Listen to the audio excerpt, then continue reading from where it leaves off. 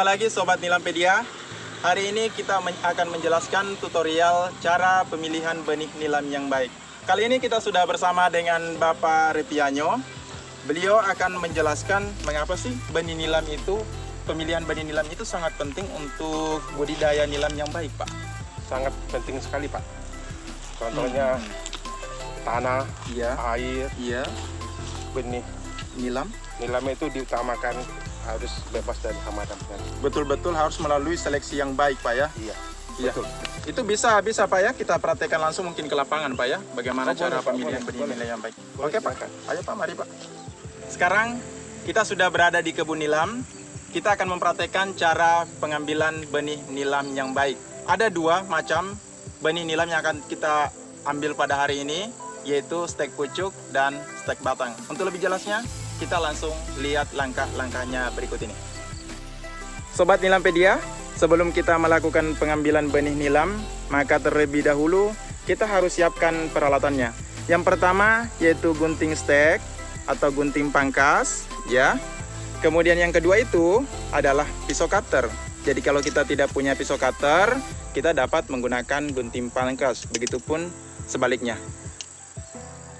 Jadi, Sobat Nilampedia, sebelum kita melakukan pemotongan stek, maka terlebih dahulu kita melakukan seleksi pohon induk yang sehat. Pastikan bebas hama dan penyakit, kemudian berumur sekitar 6 bulan. Kemudian kita pilih cabang unggul yang betul-betul bisa dijadikan stek pucuk atau stek batang. Kita lihat cara pemotongannya miring, sekitar 1 cm dari buku. Iya. Kemudian untuk kita tentukan yang akan dijadikan stek pucuk dan stek batang. Stek pucuk kita ambil sekitar 3-4 ruas. Kemudian kita bersihkan daun bawahnya untuk mengurangi penguapan. Iya, kemudian stek batangnya itu kita ambil masih dari cabang yang sama. Kita pastikan untuk stek batang sendiri yaitu dari yang cabang yang sudah keras. Kemudian kita bersihkan daunnya sekitar 70-80%. Berbeda dengan stek pucuk yang hanya sekitar 30% sampai 40% daun bawah dibuka. Jadi inilah contoh stek pucuk dan stek batang.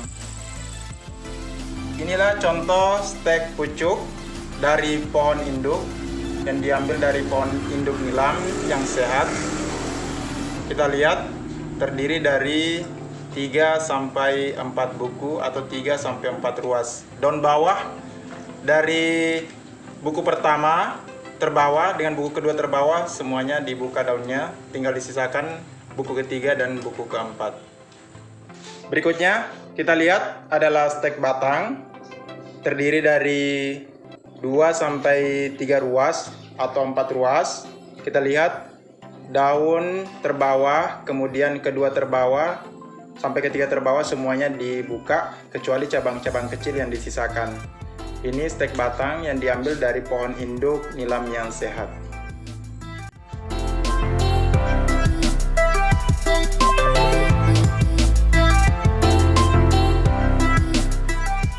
Ini kita lihat di sini ada stek pucuk, ada stek batang, kemudian ada larutan bejamruta yang sudah kita fermentasikan dan siap untuk digunakan. Jadi untuk mempercepat dalam proses munculnya akar baru atau perakaran, maka kita akan mencelupkan stek nilam tersebut ke dalam bejamruta sekitar 5-10 menit. Jadi kita celup itu 1-2 buku. Kita celup. Nah, setelah kita celup, setelah dicelupkan ke dalam larutan bejamruta, ini membutuhkan waktu 5-10 menit. Setelah 5-10 menit baru kita angkat dan benih nilam siap untuk ditancapkan ke dalam polybag. Jadi itulah proses dari pengambilan bibit sampai dengan proses pencelupan ke dalam larutan beja mruta untuk pengambilan benih nilam yang baik. Terima kasih, sampai jumpa pada video-video selanjutnya. Terima kasih.